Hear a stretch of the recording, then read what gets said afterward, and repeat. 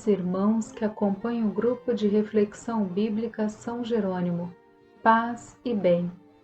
Hoje vamos refletir sobre o texto do Evangelho de Mateus, capítulo 13, do verso 1 ao verso 9.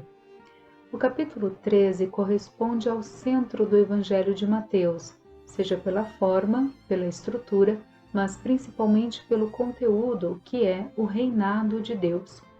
Aqui temos 7 parábolas, 5 delas destinadas à multidão e 3 reservadas apenas ao grupo dos discípulos.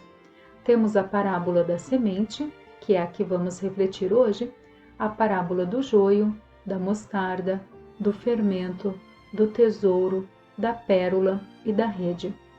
Jesus utiliza elementos tanto da agricultura e da pesca, quanto do comércio e do trabalho doméstico para explicar sobre o reino de Deus. A parábola da semente, ou também conhecida como a parábola do semeador, e a parábola do joio, apresentam no Evangelho uma explicação homilética, utilizando o método da alegoria, onde os elementos da parábola são explicados. Tanto a parábola da semente quanto a parábola da mostarda apresentam também paralelos com o Evangelho de Marcos. As demais têm paralelos com o Evangelho de Lucas.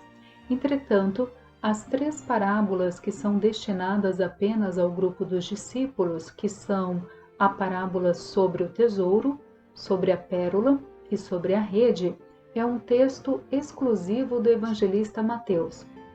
O tema deste capítulo é, portanto, o reinado de Deus. As parábolas expressam como o reino acontece no meio do povo. Mas o reino não é algo mágico, é preciso uma atitude do receptor dessa boa notícia. Por isso, encontramos repetidas vezes a expressão: quem tiver ouvidos, que ouça. O recurso literário da parábola é muito frequente nos discursos de Jesus, mas também era comum no Antigo Testamento, principalmente na literatura sapiencial. Encontramos referências também nos Salmos e nos Profetas. A parábola tem uma dupla função. Ela é utilizada para revelar algo a partir de um aspecto da vida cotidiana, mas também era utilizado para encobrir uma mensagem, para deixar algo oculto. As duas funções, a de descobrir e a de encobrir, são atribuídas às parábolas de Jesus. Assim, mesmo que uma parábola era dito a uma grande multidão, somente os que pertenciam à comunidade eram capazes de compreendê-la plenamente. Para entrar no reino de Deus, portanto, não basta ouvir a palavra, é preciso tornar-se discípulos, formar comunidade, pois somente em comunidade é possível compreender e viver o reinado de Deus. Mateus expressa isso por meio da explicação das parábolas que são feitas somente para os discípulos e também por causa das 3 parábolas que foram dirigidas somente para esse grupo menor, o grupo dos discípulos. A parábola que estamos refletindo hoje, que é a do semeador, nos permite diferentes abordagens. Podemos considerar o aspecto do semeador, o aspecto da semente e mesmo o aspecto dos diferentes solos. Mas, de modo geral, ela fala sobre o dinamismo da palavra proclamada, sobre as dificuldades que ela encontra para se desenvolver, mas que ao final sempre terá frutos, sempre teremos êxito na proclamação da palavra.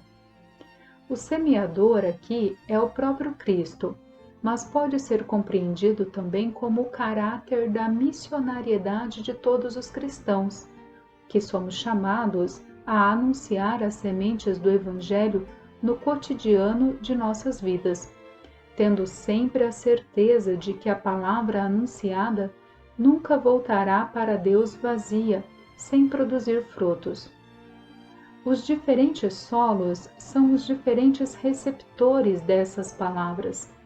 Cada um a recebe em seu momento histórico, dentro de suas condições existenciais, e isso condicionará se a semente produzirá ou não fruto naquele momento.